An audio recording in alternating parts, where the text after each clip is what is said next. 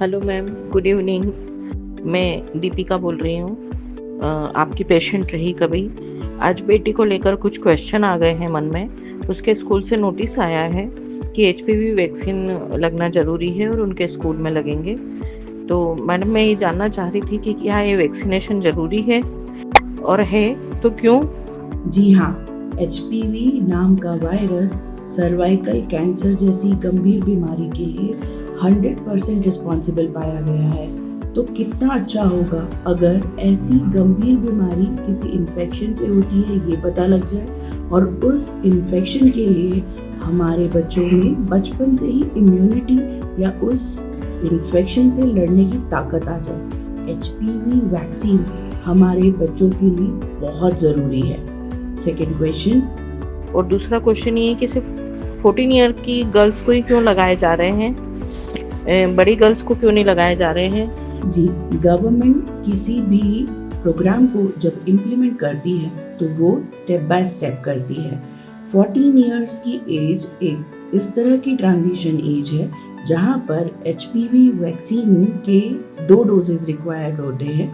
9 से 15 साल तक की उम्र की बच्चियों के लिए इस वैक्सीन के 2 डोजेज और 15 से लेके 26 इयर्स की बच्चियों के लिए इस वैक्सीन के 3 डोजेज रिक्वायर्ड होते हैं।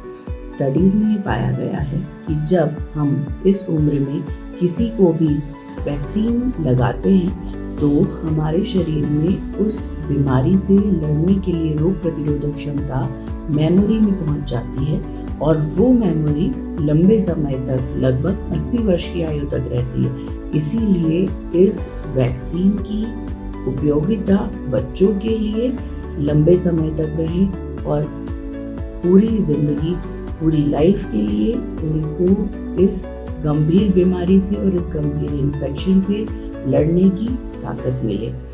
14 से 15 ईयर की एज इसलिए भी ज़रूरी है क्योंकि इस समय वैक्सीन के 2 डोजेज लगते हैं। तीसरी बात और सबसे इम्पॉर्टेंट बात यह है कि जब इस वैक्सीन को लगाया जाएगा तो उसकी रोग प्रतिरोधक क्षमता लगभग 80 वर्ष की उम्र तक रहेगी।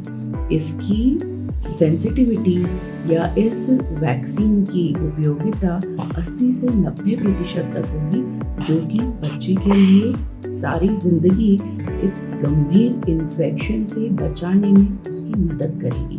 तो इसीलिए गवर्नमेंट द्वारा 14 से 15 ईयर की एज के लिए ये vaccine free of cost provide किया जा रहा है, सारे स्कूलों में लगाया जा रहा है।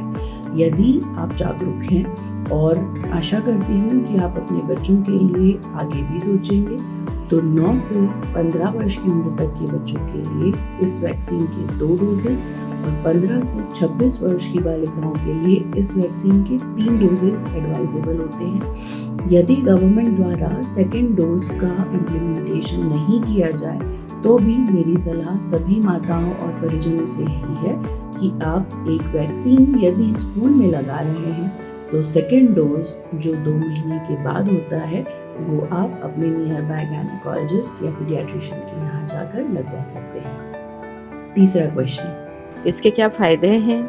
इसके कोई साइड इफेक्ट तो नहीं है? और साथ में क्या इसको लगाने के बाद कोई केयरिंग की ज़रूरत है? बच्चे को फीवर वगैरह तो नहीं आएगा? फायदे की बात जैसे हमने करी, एचपीवी नाम का वायरस सर्वाइकल कैंसर जैसी गंभीर बीमारी के लिए 100% रिस्पॉन्सिबल है। इसलिए एचपीवी वायरस से इन्फेक्शन से बचाव के लिए हमारे खुद की बॉडी में इम्यूनिटी या रोग प्रतिरोधक क्षमता होना इस वैक्सीन का सबसे बड़ा लाभ है। इसी के साथ साथ वजाइनल इन्फेक्शंस, वार्ड्स, ये सारी दूसरी बीमारियों से भी इस वैक्सीन के द्वारा बचाव संभव है।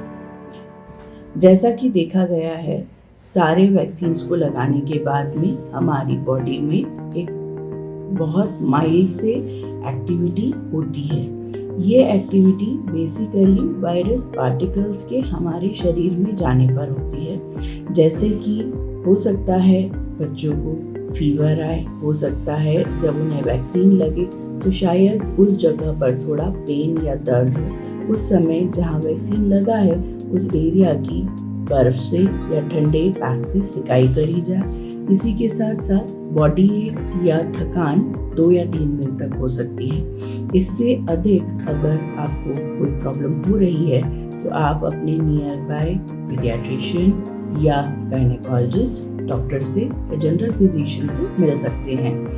यदि आपके बच्चे को किसी भी वैक्सीन के लगाने के समय कोई गंभीर रिएक्शन हुई थी पास्ट में, बचपन में, तो इस वैक्सीन को पहले डॉक्टर की सलाह लें और उसके बाद ही लगाएं। बिना डॉक्टरी सलाह के ना लगाएं यदि पहले आपके बच्चे को किसी भी वैक्सीन से रिएक्शन हो चुकी है तो।